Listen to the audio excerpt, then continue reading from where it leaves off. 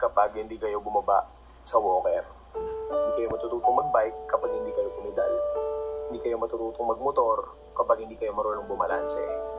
Hindi kayo matututong magmaneho ng kotse kapag hindi ka marunong tumingin sa daanan. Hindi ka matututong magluto kapag hindi ka marunong lumasa.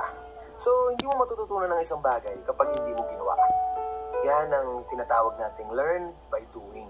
So this time, this is the good chance na matuto kayo sa paggawa. Diba? Ayos ba yun? Ayos po.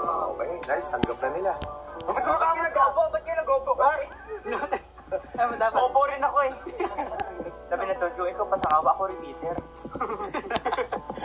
Kung ikaw, puro 75, ako 69. Ay, Kaya nyo na yan, na-settle ko na kayo dito, ilang araw tayo magkakasama, ilang linggo na tayo magkakasama, ready na kayo para sa ganito. And bakit? Gusto nyo na bang bumalik sa base? O gusto nyo bang magpatuloy sa trip?